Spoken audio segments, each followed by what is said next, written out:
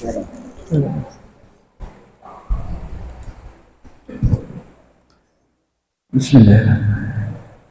Assalamualaikum warahmatullahi wabarakatuh.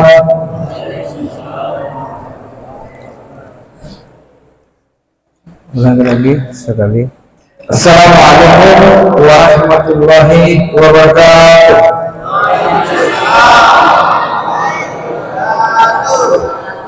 Terima kasih. Alhamdulillah nahmaduhu wa nusallim ala rasulillahil karim. La haula wa la quwata illa billahil aliyil azim. Bersyukur kita malam ini kita sudah sampai pada malam ke-24 Ramadan atau 25 Ramadan.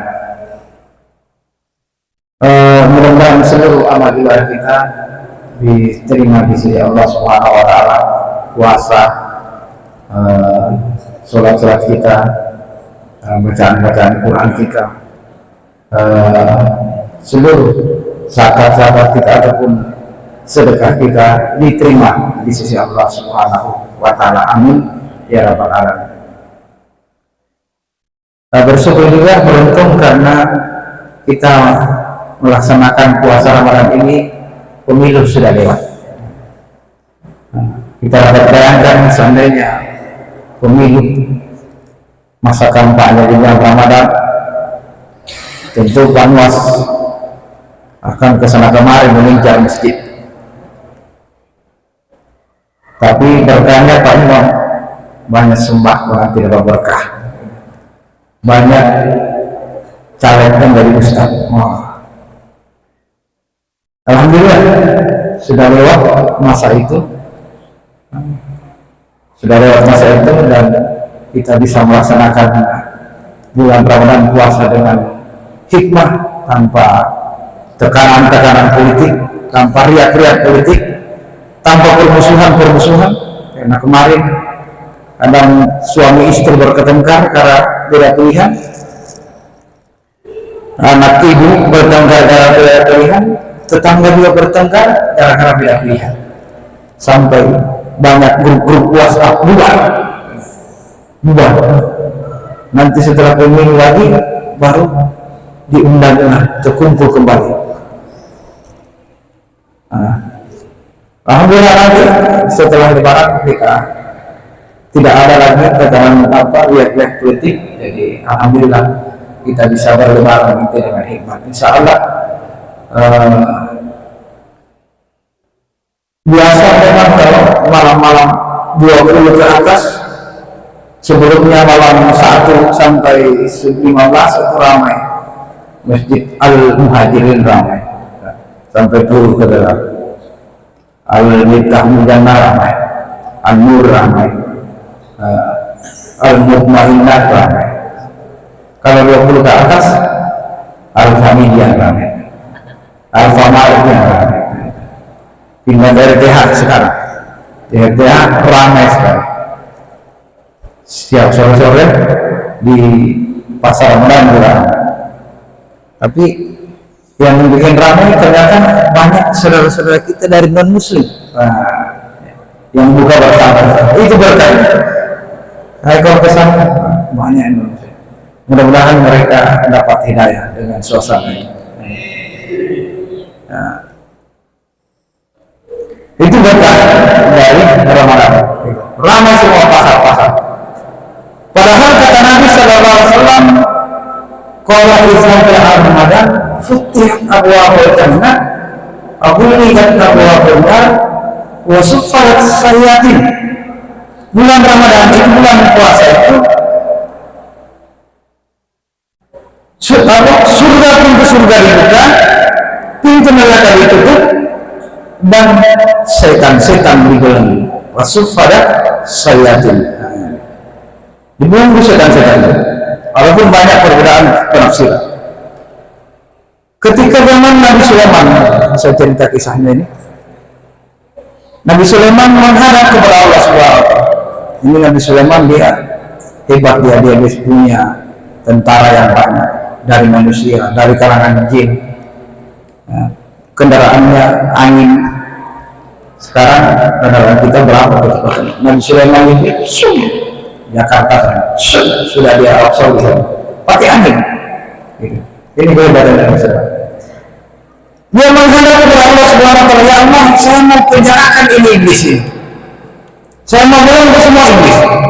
Dia bebas berkeliaran mengganggu umat saya sampai mereka berbuat maksiat. Kata Allah, tidak ada kebaikan kalau kamu belenggu itu setan iblis. Tidak ada kebaikan. Tapi Nabi Sulaiman bersikeras memohon kepada Allah SWT. Akhirnya dikabulkan. Nah, seluruh iblis dibelenggu oleh Nabi Sulaiman kala itu. Apa yang terjadi hadirin Allah SWT? Seminggu kemudian ternyata pasar kosong. Nabi Sulaiman mau jual emasnya, tidak ada yang mau. Perkantoran, tempat-tempat kerja semua kosong, sibuk ibadah semua di tempat ibadah. Hilang nafsunya untuk mengejar dunia, semua maunya untuk mengejar akhirat. Tidak ada aktivitas dunia, hilang. Roda kehidupan tidak berputar. Bingung Nabi Sulaiman. Sehingga Nabi Sulaiman menghadap kepada Allah Taala. Ini yang terjadi Allah. Habis semua manusia di pasar. Hilang nafsu keduniaan mereka semua. Semua tempat ibadah semua ibadah kepada Engkau ya Allah. Maka kata Allah SWT, tidak ada kebaikan dengan kamu penjarakan iblis itu. Tidak ada kebaikan. Roda kehidupan dunia tidak akan berputar karena hilangnya nafsu keduniaan dari setiap manusia. Maka sejak saat itu Nabi Sulaiman juga melepas belenggu bagi iblis di situ. Berbeda dengan kita satu. Di belenggu setan pasar LTH ramai. Setan di belenggu 10 malam terakhir yang dikejar-kejar oleh Nabi Sallallahu Alaihi Wasallam, yang tidak pernah dilewatkan oleh Nabi Sallallahu Alaihi Wasallam. Sepi masjid, sepi. Itu kalau lebaran di sini kayaknya ramai, tikar semua ini bapak-bapak di sini. Semuanya rakyat tikar semua. Ramai. Kalau di tempat saya kurang. Begitu padahal di belenggu setan-setan tidak dibelenggu, tapi masjid-masjid kita juga tetap sepi. Ada ulama sampaikan kenapa masih banyak yang terlibat maksiat karena sudah dibelenggu. Karena ini sudah menjadi tabiat mereka sebelum Ramadan. Tabiat itu kalau sudah menjadi kebiasaan, walaupun tidak digoda lagi oleh setan, oleh iblis, maka itu akan menjadi kebiasaan kita. Itu pendapat pertama. Jadi sudah menjadi tabiat dari manusia yang berbuat maksiat, sehingga walaupun tidak digoda tetap demikian. Pendapat kedua mengatakan bahwa cuma setan-setan besar saja yang kecil tidak dibelenggu, bebas dia. Jadi walaupun setan kecil masih bisa berbuat maksiat. Yang ketiga mengatakan bahwa setan dibelenggu itu maksudnya aktivitas kita di bulan Ramadan itu penuh dengan kegiatan-kegiatan ibadah. Siangnya puasa, kalau diajak berkelahi dia bilang tidak, saya puasa. Diajak dia mencuri, berbuat maksiat, tidak, saya puasa. Ada cewek yang goda, tidak, saya puasa. Lewat tiram, awalnya dia kata, Allahumma inni a'udzubika min fitnatin nisa. Wah, ya Allah, lindungi saya dari fitnah wanita. Tapi matanya melotot, itu manusia. Manusia itu. Dia minta perlindungan tapi matanya ikut bagaimana itu? Ustaz. Kemudian malam habis berbuka puasa, dia habis berbuka puasa pada istirahat sejenak, tarawih, isya. Jadi susah memang iblis, dia mau apa, setan mau. Malam lagi baru sebulan baca Quran. Tidur sebentar, bangun makan makan sahur. Sebelum makan sahur tahajud. Habis makan sahur baca Quran lagi. Sambil berkusuk. Habis itu sholat subuh. Subuh sampai terbit matahari di masjid. Menunggu Isya. Nah ini kebiasaan-kebiasaan ini yang membuat setan susah menggoda manusia di bulan suci Ramadan. Hadirin sekalian rahmati Allah SWT.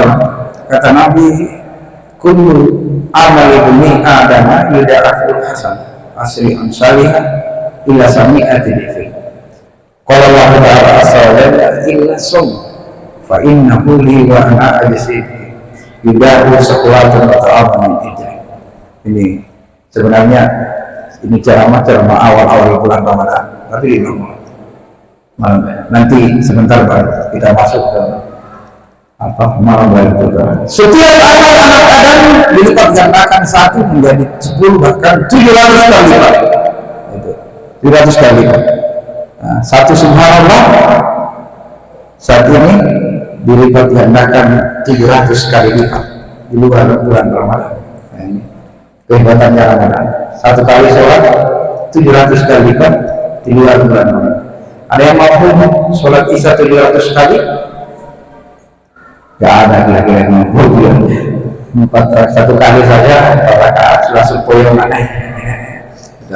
Apalagi kalau sholat tarawih yang imamnya satu juz ya tidak lama langsung mau jamaah. 7 kali 700 kali lipat. Inilah saum, kecuali puasa. Puasa itu untukku. Jadi Allah yang memberi pahala bagi orang berpuasa. Tidak ada batasannya. Kalau Allah yang memberikan, tidak ada batasan pahala bagi orang yang berpuasa. Inilah saum. Karena mereka semua yang berpuasa ini, mereka menahan laparnya di siang hari, menahan dahaganya hausnya di siang hari, menahan syahwatnya kepada istri-istri mereka yang sah di siang hari. Untuk kata Allah, sehingga aku sendiri yang akan memberikan ganjaran pahala kepada orang yang berpuasa. Nah ini. Jadi cuma kita dan Allah Subhanahu Wa Taala yang tahu ini, puasa. Hadirin sekalian rahmati Allah Subhanahu Wa Taala. Jadi malam ini malam 24. Nabi itu 10 terakhir melaksanakan iktikaf, menunggu malam Lailatul Qadar. Inna anzalnahu fi lailatul qadar. Sesungguhnya kami telah menurunkan Al-Quran itu pada malam kemuliaan. Wa ma adraka ma lailatul qadar. Tahukah kamu apa itu malam Lailatul Qadar? Lailatul Qadar khairun min alfi syahr. Malam Lailatul Qadar, malam kemuliaan itu adalah lebih baik daripada 1000 bulan. Tanazzalul malaikatu wal ruh biizni rabbihim min kulli amrin. Pada malam itu seluruh malaikat turun ke bumi dipimpin oleh malaikat Jibril untuk mengurus semua urusan, menyelesaikan semua urusan di muka bumi. Salamun ya rahmatan lil fajar, kesejahteraan pada malam itu hingga terbit pada pagi hari. Jadi malam itu adalah lebih baik daripada 1000 bulan atau 83 tahun 4 bulan. Ada yang memberinya 83 tahun? Tidak ada kayaknya. Jadi kita ibadah malam itu, sholat Isya kayak tadi. Sholat Isya kayak tadi, kalau kita sholat pas malam Lailatul Qadar, maka sama dengan sholat Isya sebanyak 83 tahun 4 bulan atau 1000 bulan. Padahal kata Nabi Sallallahu Alaihi Wasallam, "Man shalla Isya fi jama'ati, faka'anna ma'ahu nisfal laila, wa man shalla subhi fi jama'ati, faka'anna ma'ahu laila kullah." Siapa yang sholat Isya berjamaah di masjid, siapa yang sholat Isya berjamaah di masjid, kata Nabi, sama dengan dia sholat seperti malam. Dia sama dengan sholat dari maghrib sampai jam 12. Kemudian siapa yang sholat subuh berjamaah di masjid, sama dengan dia sholat semalam suntuk. Jadi kita sholat Isya di masjid dan subuh di masjid, kita mendapatkan pahala sholat semalam suntuk. Ada yang mampu sholat semalam suntuk? Kira-kira? Nah, tidak ada yang mampu sini. Nah, kalau kita sholat Isya dan subuh di masjid, maka kita dapatkan malam Lailatul Qadar sama dengan kita sholat semalam suntuk sebanyak 1000 bulan lamanya atau 83 tahun 4 bulan. Ini yang membuat nabi-nabi sebelumnya iri kepada umat baginda Nabi SAW. Mereka iri semua. Mereka minta jadi nabi akhir zaman. Tidak bisa, sudah ada Nabi Muhammad yang kami pilih. Minta. Bahkan nabi-nabi terdahulu minta jadi umatnya Nabi Muhammad akhir zaman. Ternyata kata Allah sudah ada yang terpilih.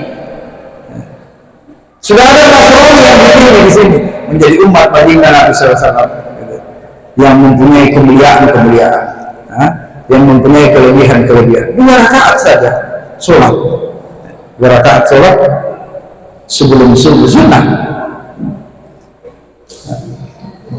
2 rakaat lebih baik daripada dunia dan seisinya. Khairun minad dunya wa ma fiha. Itu 2 rakaat lebih baik daripada dunia dan seisinya. Kemudian malam-malam itu kita sholat tarawih, sholat sunnah seperti sholat tarawih, sholat witir, sholat tahajud. Jangan lupa juga sholat tahajud, Pak. Karena kita bangun makan sahur juga. Rugi kita bangun makan sahur tidak sholat tahajud sebelum atau sesudah makan sahur.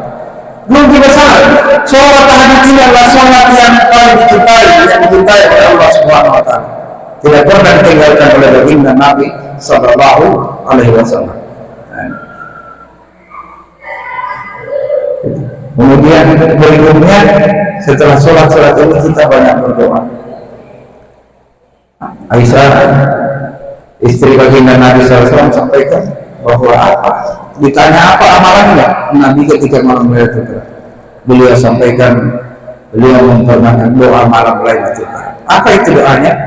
Allahumma innaka afu tuhibbul afwa fa'fu anni. Ya Allah yang Maha Pengampun dan menyukai pengampunan, maka ampunilah hamba, ampunilah saya. Karena kita ini banyak dosa semua. 11 bulan Ramadan kita ini banyak dosa yang kita buat. Suami dosa kepada istri dosa kepada suami, anak-anak dosa kepada orang tua dosa tetangga dosa, ibu-ibu dosa kepada ibu-ibu lainnya. Banyak membicarakan ini, banyak mengibai ini, banyak mengibai. Berbanyak doa Lailatul Qadar. Termasuk doa-doa pribadi. Doa saya ingin kaya, silahkan sampaikan. Karena malam itu adalah makbul doa kita. Saya ingin punya rumah yang besar, silahkan. Saya pengen kendaraan yang banyak, yang mewah, silahkan. Saya ingin punya istri 2, silahkan. Kalau berani gitu, dibesarkan suara yang sampai istri. Kalau berani sampaikan itu. Kalau berani dapat Belanda. Jadi disampaikan semua keinginan kita disampaikan pada malam itu. Insya Allah dijawab doa kita. Banyak berzikir kepada Allah Subhanahu Wa Taala. Allah berzikirillahi tatma'innul qulub. Setiap satu zikir kita maka akan membuat hati kita menjadi tenang. Bayangkan satu zikir subhanallah satu malam itu disampaikan sekali sama dengan kita berzikir sebanyak 83 tahun 4 bulan.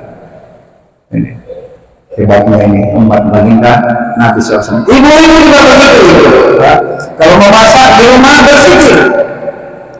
Masak di rumah berzikir. Sambil zikir, jangan sambil nyanyi.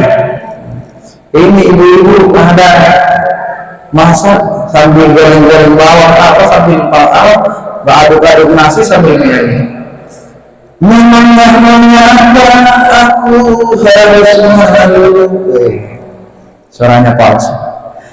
Abang tentu dapat membedakannya, walaupun terjanda tetap kita sambil masak dia menyanyi. Apa yang terjadi? Besoknya suaminya tidak pulang 3 hari. Kemana? Agak sama janda. Karena doanya sendiri. Kalau setiap doa kita, kata-kata kita adalah doa.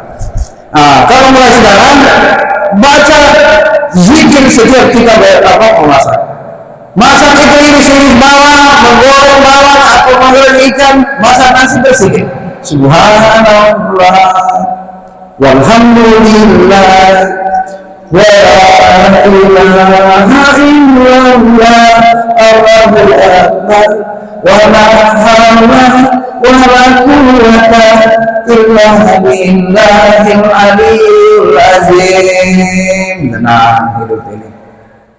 Siapa yang memasak makanan dari makanan yang berzikir tadi, maka laki-laki yang memakannya, suami yang memakannya akan mendapatkan hidayah dan taat beribadah dan sayang sama istrinya. Kalau anaknya yang memakannya, anaknya menjadi anak yang soleh-soleh, hafiz-hafizah dan taat kepada orang tuanya dan agama. Siapa yang memasak makanan, semua akan taat karena nur berzikir itu masuk kepada orang-orang yang memakan makanan tersebut. Nah, ini. Jadi silakan dipraktekkan ini buat ibu-ibu. Berikutnya adalah baca suara kita banyak-banyak baca Al-Quran. Kesempatan kita baca Al-Quran. Nabi katakan siapa yang membaca satu huruf dari kitabku, man qara'a harfan min kitabillah falahu bihi hasanatu wal hasanah bi asri amsalihah. La aqulu alif lam mim harfun walakin alif harfun lam harfun wa mim harfun. Siapa yang membaca satu huruf dari Al-Quran, maka dia akan mendapatkan satu hasanah atau 10 kebaikan. 10 kebaikan. Itu di luar bulan Ramadan. Kalau dalam bulan Ramadan, maka dikali 700 lagi satu huruf itu. Kalau di malam Lailatul Qadar dikalikan dengan 1000 bulan lamanya. Nah, ini. Sabar. Kata Nabi, aku tidak mengatakan alif lam mim itu satu huruf.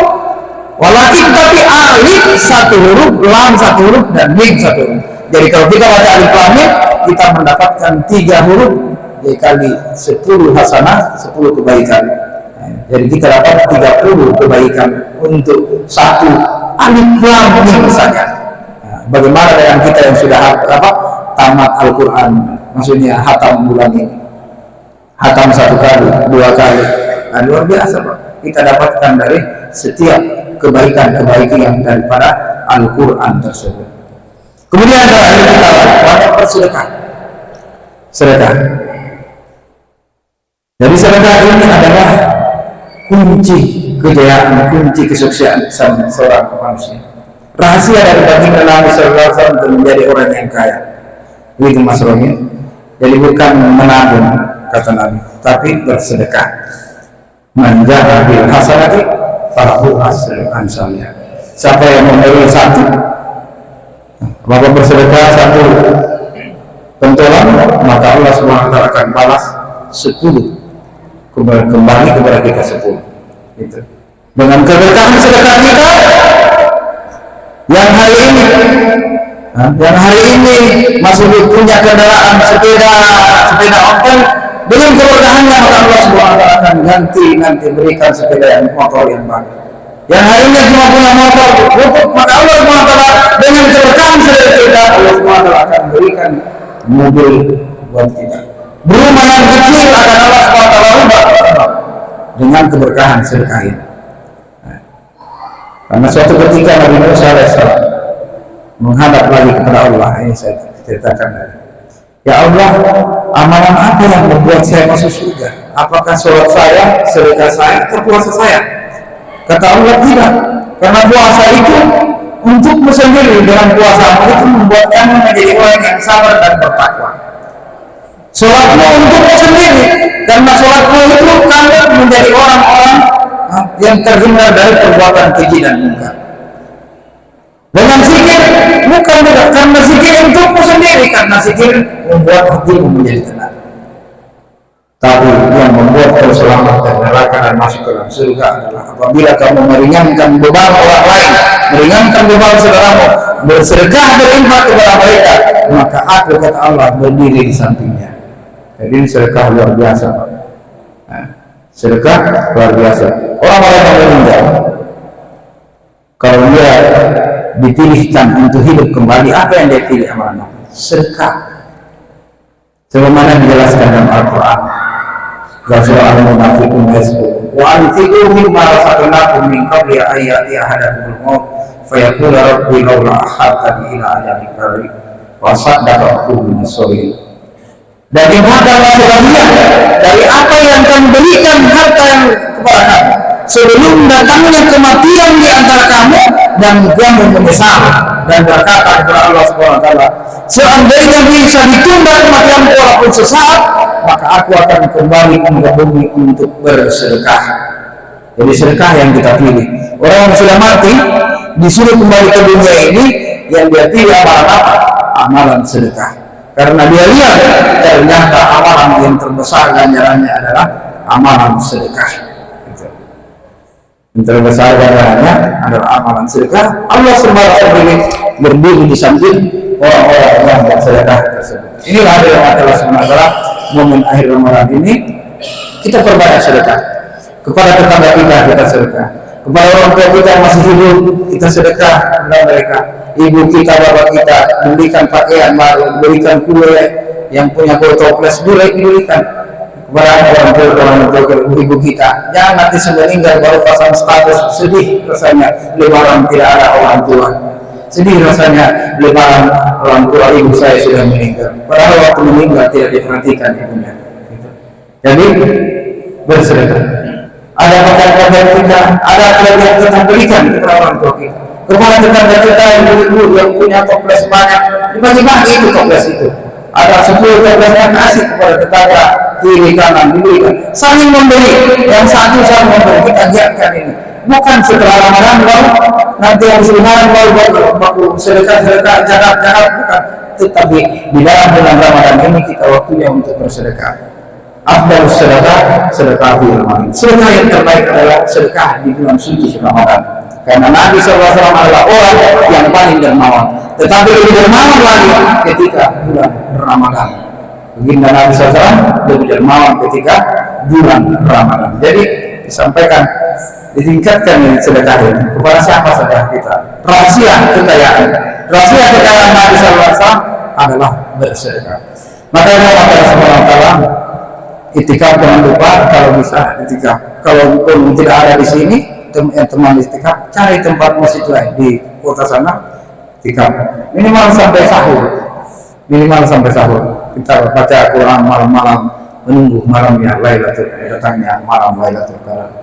Yang paling terakhir tadi, ini sebagai dai Polri, karena kami utusan dari pimpinan kami menghimbau kepada kita semua. Tetap saya harus sampaikan bahwa kita harus sama-sama menjaga keamanan dan ketertiban di tempat kita masing-masing. Saling bersilaturahmi satu dengan lainnya, walaupun dia bukan Islam, kita non-Muslim, kita tetap bersilaturahmi. Jaga kerjasama di antara kita dengan tetangga-tetangga kita, dengan teman-teman kita. Kita jaga bersama supaya tercipta keamanan dan ketertiban, tercipta rasa kekeluargaan. Silaturahmi perlu disambung, tapi masalah akidah tidak ada toleransi. Kalau masalah akidah khusus, agamamu, agamaku. Nah, itu. Tapi kalau bersilaturahmi berteman itu perlu kita, apalagi kita di daerah minoritas seperti ini. Jadi itu lagi saya sampaikan, mari kita jaga keamanan dan ketertiban. Di sini mungkin tidak ada anak-anak yang ikut perang sarung. Kalau ada, tolong dijaga anak-anak kita, jangan sampai ikut perang sarung begitu kayak di kota sana, pakai sarungnya diikat ujungnya dengan batu, baru baku pukul. Ini itu Pak. Ramai sebenarnya, awal Ramadan ramai. Bahkan di daerah luar sudah ada yang meninggal karena kena batu. Jadi ujungnya ditaruh batu, baru baku pukul. Jadi di Kayamana sana sudah terjadi di jembatan panjang, pokoknya sudah banyak terjadi. Tapi alhamdulillah setelah terendus, polisi jaga di sini. Jaga di mana ramai, situ lagi ramai. Sambil menghimbau kepada orang tua, dipanggil anak kita jam 10 malam, datang panggil masuk ke rumah semua. Kan sampai ikut gitu, nanti sudah di kantor polisi lagi baru, atau di rumah sakit baru menyesal. Bukan di rumah sakit, di kantor polisi tempatnya itu anak-anak seperti itu. Termasuk juga balap liar menggunakan knalpot trong. Apalagi menjelang Lebaran ini, sebentar lagi kita Lebaran. Mungkin ini saja yang bisa disampaikan. Mohon maaf atas segala kekurangan yang sudah terlalu lama. Wabillahi taufiq wal hidayah. Wassalamualaikum warahmatullahi wabarakatuh.